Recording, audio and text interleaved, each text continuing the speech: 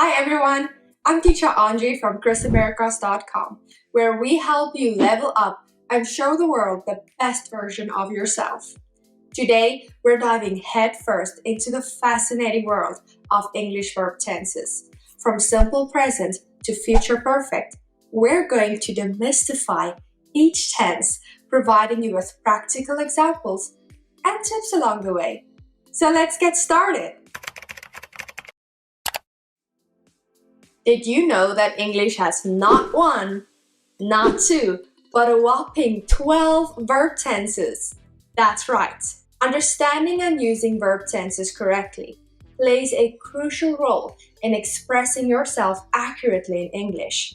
Whether you're writing an essay, having a conversation, or watching your favorite TV series, verb tenses plays a vital role in conveying the right message. Did you know that the English language doesn't have a future tense? Really? I can't believe it. No. Instead, it uses auxiliary verbs like will and going to express future actions. A lot of times I will go into a restaurant or a hotel and I will wonder, why are you in the hospitality business when it's obvious you don't even like human beings? For now and for this project, I am going to go to the fabric store and get some faux leather. I will say, just to remind the men in the audience, these data were collected over a really long period of time, so I don't want listeners to say, okay, I think I'll do the dishes tonight. I am going to protest young African-American men being shot in the street. I will tell you, all the business experts had started to write off the company. So instead, I'm going to get one newspaper delivered to my house every week.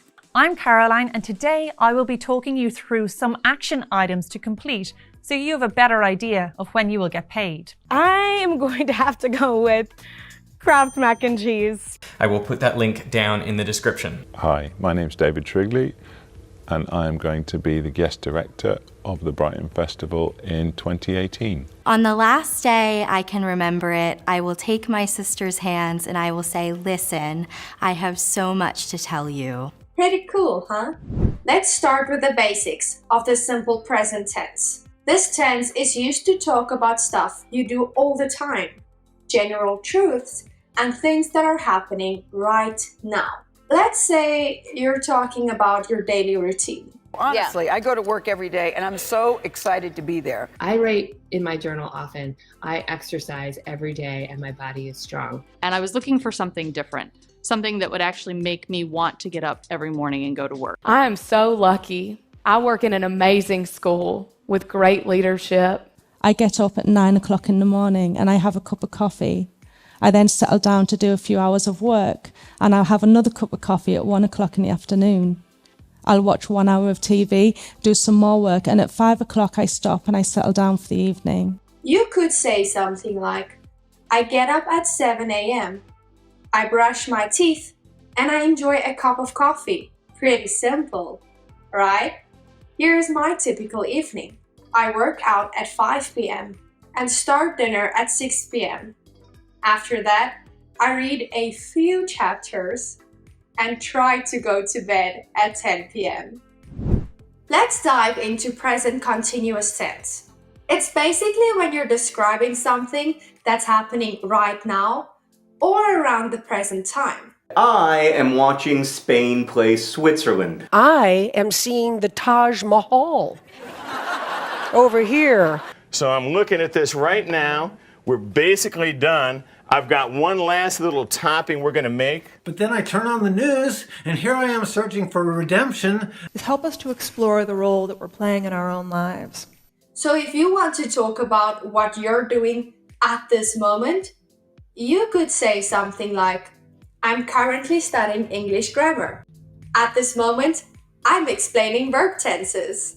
Let's talk about the past. Do you know how you sometimes just want to reminisce and tell stories about what happened before? And I'd say, let me go visit this person in person. So I went to New Zealand, Australia, South America, Argentina, Ireland, all over the world. And even though I finished my degree, I realized I could not settle into a career in law. So when I wrote about food, I bought a cow and followed it through the food system. I had my first week of classes of my sophomore year of college. And every Vlogbrothers video I've filmed at home since then. Well, that's where the past simple tense comes in. It's used to talk about things that have already happened in the past. You could say something like, remember when I visited Paris last summer and I totally fell in love with the city? I'm going to say, I had this crazy dream last night where I lived in a house made of cake. Now that's what I call having a sweet dream. The future is an interesting topic. Even though English doesn't have a specific future tense, it offers various ways to express future events. One can use will or going to indicate what will happen. For instance, one may say, I'm going to finish my project tomorrow, or someday I'll travel the world. Hopefully you'll say, after I finish watching this video, I'm going to enjoy using my newfound knowledge. Let's delve into the perfect tenses, which indicates actions that have been completed before a particular point in time. I have watched this episode many times. Well, I have visited the Western General Hospital many times. But I have lived here in the city since 1978. But every place I have lived during those years has asked me to find the value in the specific and where I am. You know, in every country and culture that I have visited. And I have learned how to survive and adapt in each new place. These tenses provide us with a means to express our experiences and accomplishments. For example, one might say, I have lived in 3 different nations, or she will have completed her studies by next year. Finally, there are the continuous tenses, which emphasize actions that are currently ongoing or in progress. I have been looking at what underlies these data for 3 years. I have been working in the still life tradition for over 10 years. I have been playing roller derby for 9 seasons. Boiled eggs, and they have been cooking for exactly 9 minutes. I have been waiting 56 years to find you. This tense conveys a sense of duration and continuity. For instance, one might say, I've been working on this project for hours. Or, he'll be playing soccer when we get there. Did you know that irregular verbs don't follow the rules of regular conjugation patterns? They have their own unique form. So don't be surprised if you come across verbs like go, which becomes went in the past tense. Now that we have talked about all those different tenses, I wanted to give you some tips on how to really master them. Number 1, practice, practice, practice. The more you use English, the easier it will become to nail those tenses without even thinking about it. Number 2, surround yourself with English. Books, movies, music, anything, so that you're constantly seeing and hearing the tenses in action. Number 3, don't sweat it if you make mistakes. Learning the verb tenses is a process, and making mistakes is part of it. Actually, making mistakes can only help you improve.